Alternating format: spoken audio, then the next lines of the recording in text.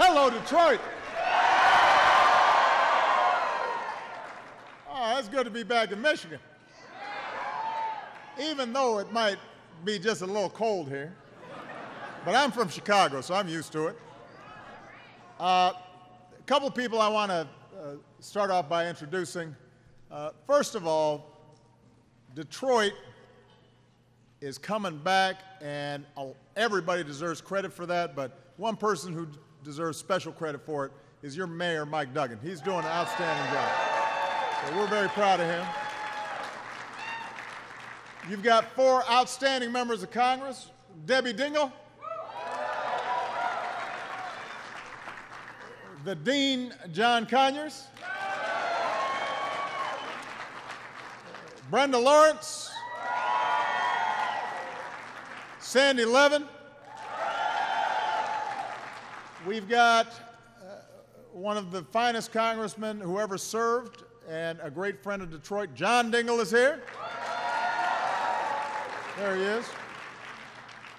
And a dear friend of mine, we drove over together, and I was just telling my team, when I was running for the United States Senate, not for president, when I was running for the United States Senate, and nobody knew who I was, and nobody could pronounce my name. The regional leader of the UAW in Illinois was a guy named Dennis Williams, and he was my friend and supporter before just about anybody else out there, and then when I ran for president, by that time we'd made some great friends in the UAW, and so I just want to say how proud I am to call him a friend. Your UAW president, Dennis Williams.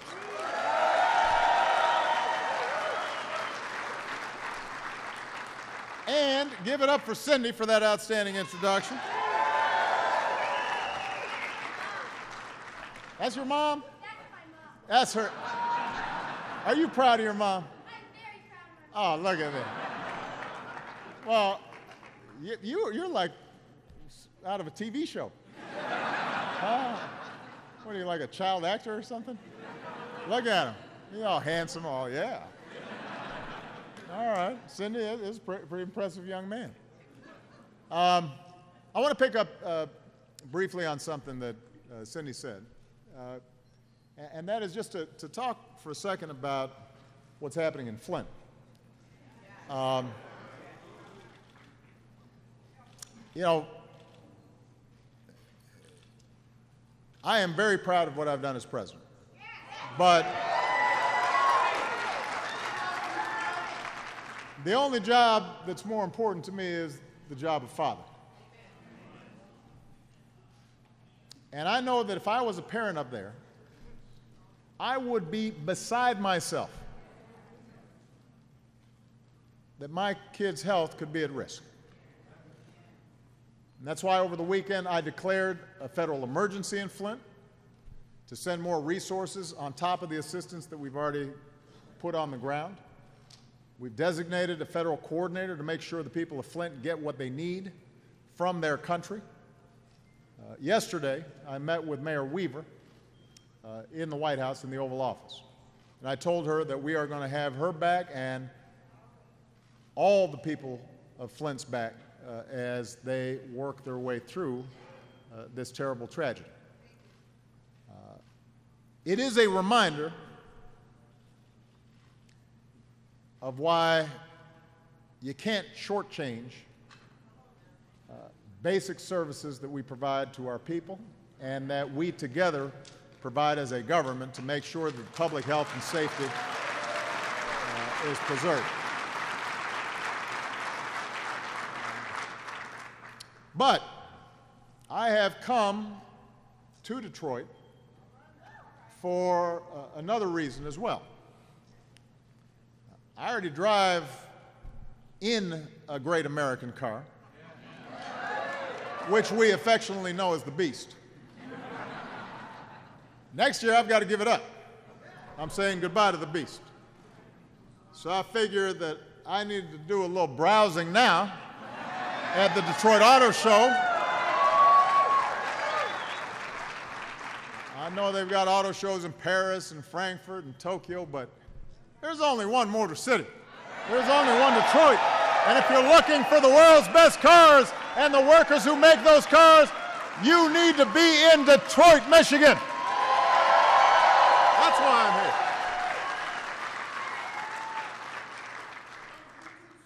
I'm here. It says GT6, CT6. All right.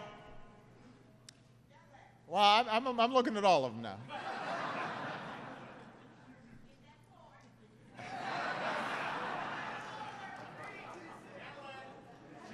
All right, I got the idea. I'm not going to tell y'all what I'm buying now. Now, I will say the Cherokee was my first new car I ever bought. Somebody was asking me. I didn't get a new car till I was like 32. I always had an old beat up, hooped it. But my first brand new car with a brand new car smell was a Jeep Cherokee. And I thought I was a bad man once I was in that car. I was all up high looking at the road. Man. I could not be prouder of this industry and the road that we've traveled together. And I'm proud of each and every one of you. Think about what you've fought through. It wasn't that long ago that a crisis that started on Wall Street sparked a great recession on Main Street, and it cost millions of Americans their jobs, their homes, the savings that they had worked a lifetime to build. Nearly 1 in 5 auto workers got a pink slip, laid off from a job in an iconic industry that had been a ticket to the middle class for generations. And across the Midwest, plants closed with little hope of reopening. So the American auto industry, the beating heart of American manufacturing, was flatlining. That's where we were when I took office 7 years ago today. The year before I took office, the auto industry had laid off 400,000 people. 400,000. And we had a choice to make. With the economy in a free fall, the market's frozen, there were no private companies, there were no private investors who were going to step up and take a chance on you. So we could have kept on handing over billions of taxpayer dollars to automakers, but things didn't change and it just got worse. That would have just kicked the can down the road. Or we could have done nothing, thrown in the towel, walked away from this industry entirely, and a lot of folks suggested we do that. They deny it later, but that's what they said at the time.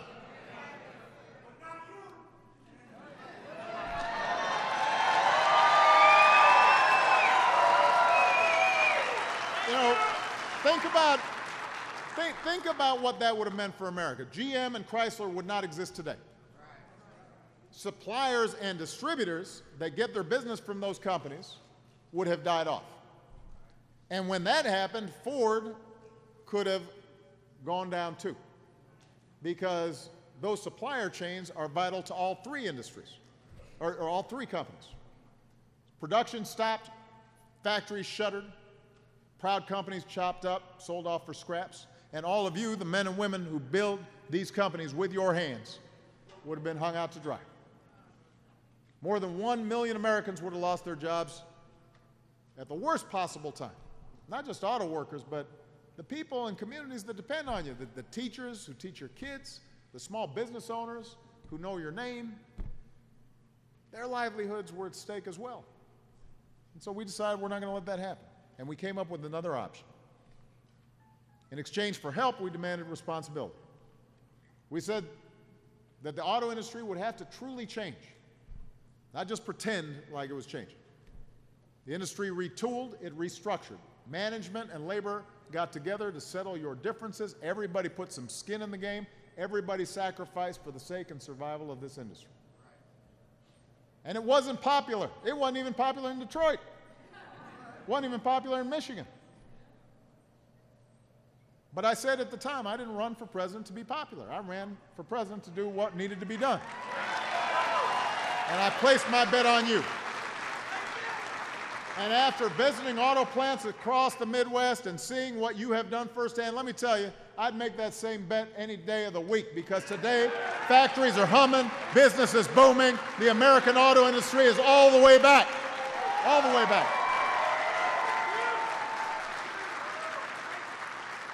7 years ago, auto sales hit a 27-year low.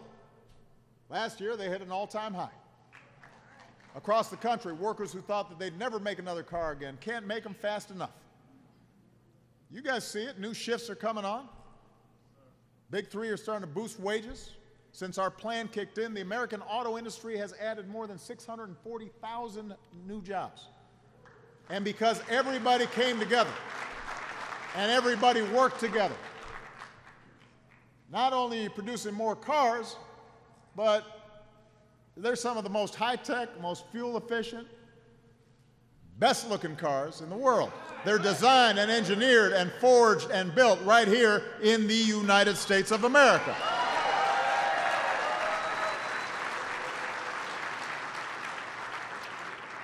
And because the auto industry came back, that obviously gave the capacity for Detroit to start coming back. So you've now cut the city's unemployment rate by more than half. Folks aren't writing off Detroit anymore.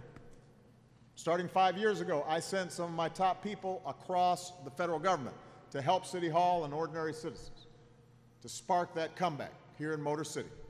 So today you've got buses that are running again, streets that are well lit again, new homes and businesses getting off the ground again.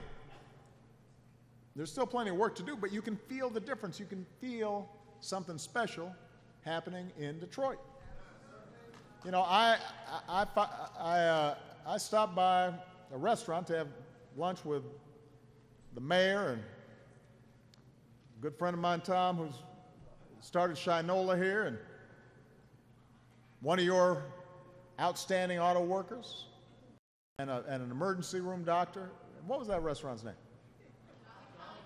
The Jolly Pumpkin. That was tasty stuff. And then I went over to Shinola, and now I already had this Shinola watch. That's a good-looking watch. Made right here. And for you who don't know the story of Shinola and how it started a factory here in Detroit and hiring folks who had never been involved in manufacturing before, and now it's got over 500 employees, and it's shipping these spiffy-looking watches and bicycles and belts and wallets and purses, and there's some good-looking stuff. And the people who work there, we were talking about how there was a woman who was homeless, got a job there as a janitor, is now the supervisor of one of the assembly processes over there to make the watches. Completely turned her life around. Well, that's the story of Detroit when you give people a chance. When you have confidence in what we can do together. And so what's true of Detroit is true of the country. And that's part of the reason I came here. I'm shopping for a car, but right now, I want people to remember how far we've come. And I'm not running for office again. The reason I want to remind people is not because I'm on the ticket, it's because I want America to have confidence in where we can go. I talked about this at the State of the Union address. 7 years ago, we put in place new plans to help hardworking families get back on their feet. We put folks back to work rebuilding roads and bridges. We passed big new middle-class tax cuts. We asked the wealthiest Americans who were doing fine even through the recession to pay a little bit more. We pay their fair share. We rethought our health care system. We reinvented our energy sector. We put in place the toughest Wall Street reforms in history. And today, businesses like this one have added more than 14 million new jobs. This has been the longest streak of job creation in our history. In our history. The United States of America right now has the strongest, most durable economy in the world. We're doing so much better than other folks are doing. The American economy right now is 10% bigger than it was at its peak before the financial crisis. In Europe, it hasn't gotten back to where it was back in 2007, 2008. We've added more jobs than almost all the other advanced countries combined during this period. So when you hear people, I won't say who, but when you hear people claiming that America's in decline, they don't know what they're talking about. They're peddling fiction during a political season. And it's strange to watch people try to outdo each other in saying how bad things are. When one says our economy is terrible, the next says it's terrible and on fire and covered in bees, and they'll just come up with stuff. They're racing to see who can talk down America the most. But remember, and this is why I want everybody to remember, these are the same folks who would have let this industry go under.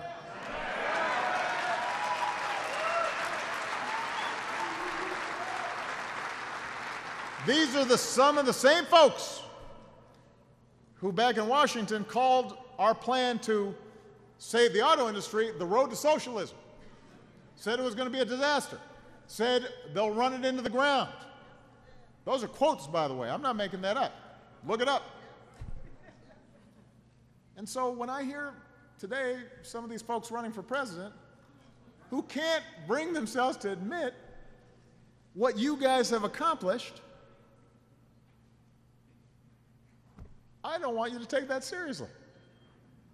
Because when you ignore the progress we've made, then you're not going to make good choices about where we need to go in the future. If they're still trying to spin a tale that the auto rescue was a bad idea, the same folks who predicted that you'd fail, they had other predictions about policies too. They predicted gas prices would hit $6.50 a gallon. I don't know what y'all paying right now, but it ain't no $6.50. In most places, it's $2 or less. On the way here, we saw gas for less than $2. But that's what they said. It's going to be $6.50. Then they predicted all the deficits are going to go way, way up. We cut our deficits by almost 3/4. They've been below average for the past 40 years. They said we'll get unemployment to 6% by 2016. Well, we got it down to 5%, about a year ahead of schedule, their schedule. This is the crowd that was dead set against betting on you and your hard work and your professionalism and your skills. They've somehow still convinced themselves that cutting taxes for folks at the very top is going to help you succeed. I think there's a better plan. By the way, they said when we raised taxes on the folks at the very top who had been doing great, they said, oh, well, that's going to kill jobs. And guess what? 70 months straight of job creation now.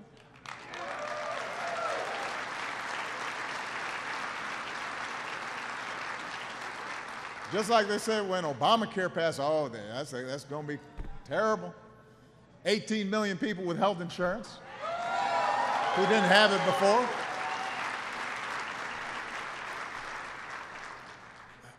So now, this is not to make an argument for complacency. I'm not suggesting we should be satisfied where we are.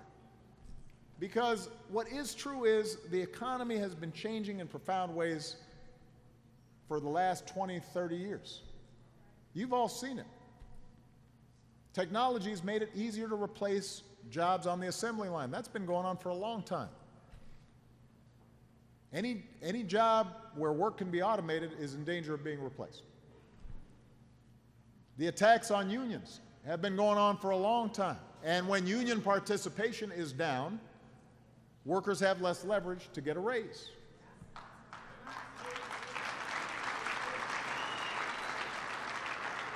You know, the fact that companies can move because of increased technology means more global competition. And all these trends have squeezed workers, even when they've got jobs, even when the economy is growing, which means that a lot of Americans sometimes feel anxious. And that tells us we've got more work to do. But as I said at the State of the Union, if we're going to solve those problems for working families and middle-class families, for your neighbors, for your friends, for your kids, your grandkids, then we've got to have smart answers, not just a bunch of fantasies that end up helping the folks who don't need help. In this economy, we've got to make sure that everybody who works hard has a chance at opportunity and security. And real opportunity in this new economy means every American's got to get the education and training they need to land a good paying job. You know, I know that any of your fathers or grandfathers who worked in an auto plant, they wouldn't recognize a plant today. It's just entirely different. And you've got to know computers, and you've got to have skills that didn't even exist a generation ago. So that means that we've got to really make sure our kids are properly trained. And the good news is last year our high school graduation rate reached another all-time high. And we've got to build on that progress with early childhood education for every child that needs it, so they get a good start, and computer and math classes to make kids job ready in this new economy. And we should recruit and support and pay properly great teachers for our kids. We've got to make college affordable for every American, and college doesn't mean necessarily a four-year degree. It might mean a community college. It might mean a technical school, but you're going to need more than just high school, which is why I've laid out a plan to provide 2 years of community college at no cost for every responsible student. I'm going to fight to get that done, to get that moving this year. Then we've got to think about real security. Now, this is a union facility, so you know the importance of secure health benefits and secure retirement benefits. But not everybody in this new economy has that. So real security in this new economy, in addition to encouraging workers to join together so they have a voice and some leverage, also means, you know, benefits and protections you can count on.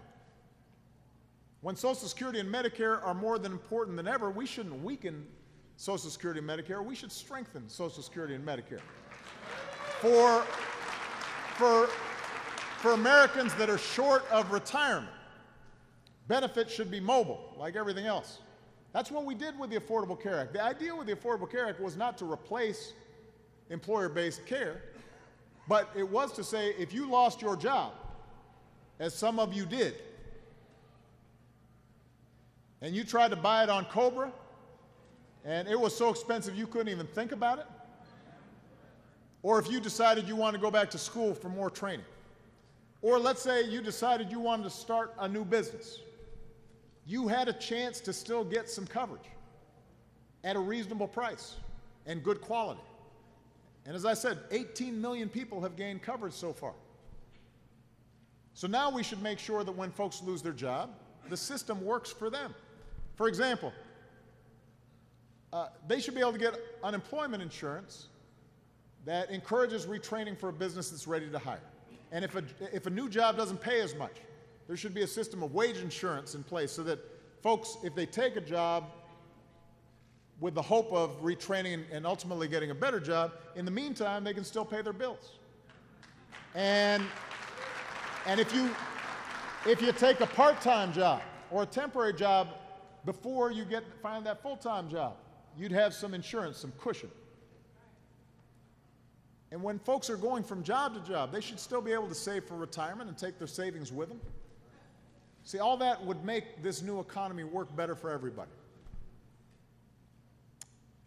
Even as we work to secure real opportunity and security for working families, we've also got to make sure that the system's not rigged against working families. Now, GM, Ford, Chrysler, those are all great companies. Shinola's a great company. I believe in private enterprise. I believe in the incredible dynamism of the American economy, and that's business. And America's business is business. We love business.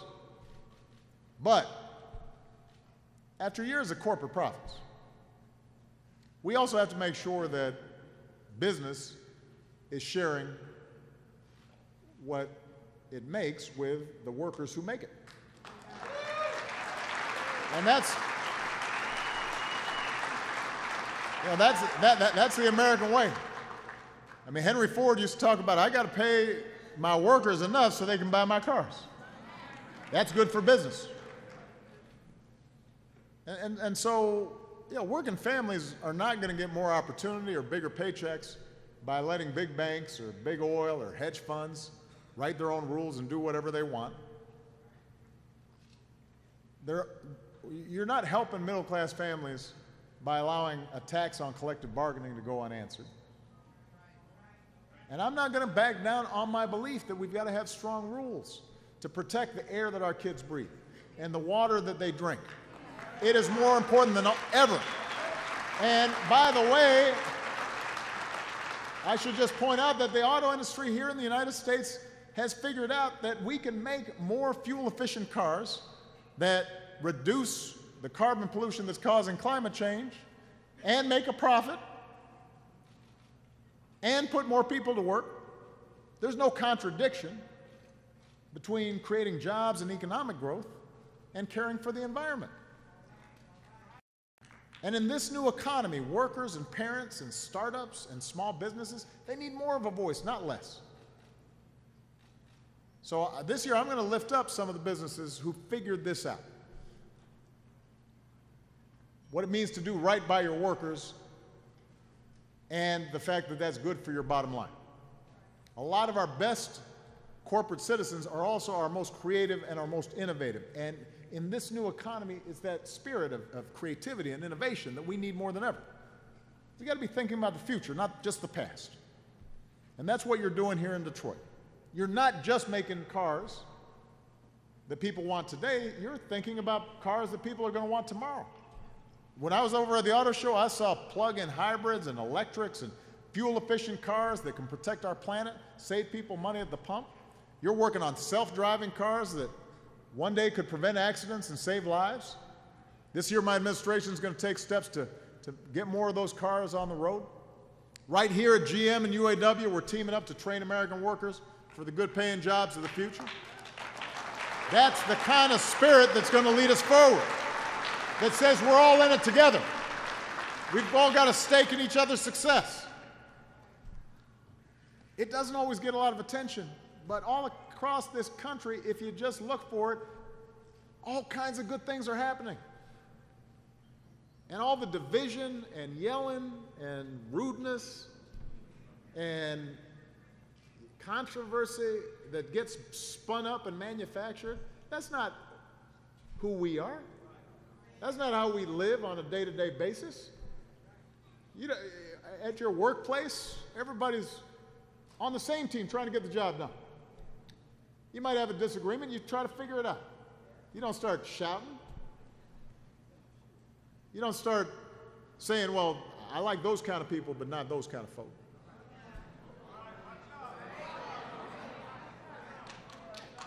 And by the way, the UAW, part of the reason it succeeded was it was one of the first unions to realize that we're all in this together and didn't divide people up. You look at the history of the UAW. You look at the history of the UAW. It was one of the first unions to say, no, we're going to take everybody. If you're working hard, if you're doing the right thing, trying to raise your family, we're going to be better off if we're hand in hand trying to make sure workers get a fair deal. Even if we don't look like each other. Even if we don't all worship at the same place. That's what built the UAW. That's what built America. That's what built America.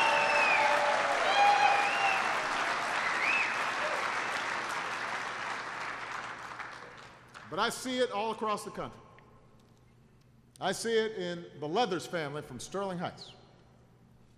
So Steve Leathers, I just want to tell a quick story here, works for a company called Empire Wire and Supply.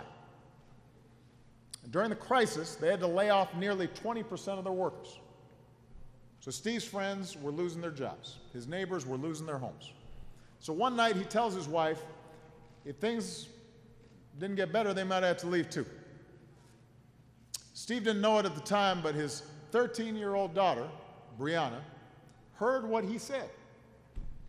Because I've discovered kids hear everything, so y'all got to watch what you say around your kids. They'll repeat it back to you, sometimes 10 years later. So without telling her dad, Brianna sat down and she wrote me a letter, 13 years old. She said, "Dear President Obama, I am 13 years old, and I am worried about my family's future in Michigan.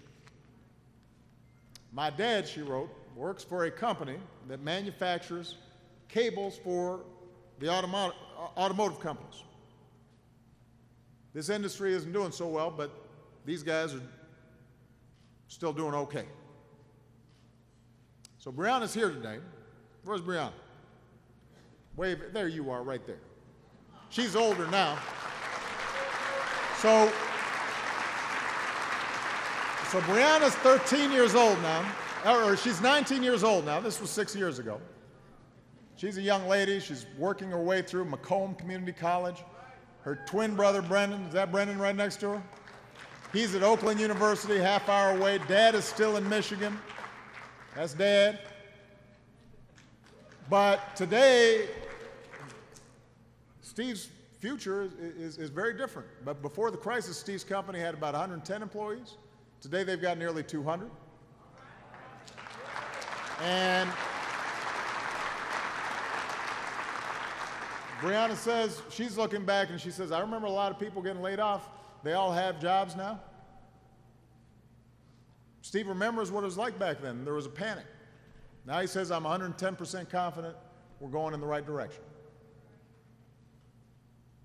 Now, Steve and his family, they're just one example, but those stories are multiplying all across the country. We don't hear a lot about them.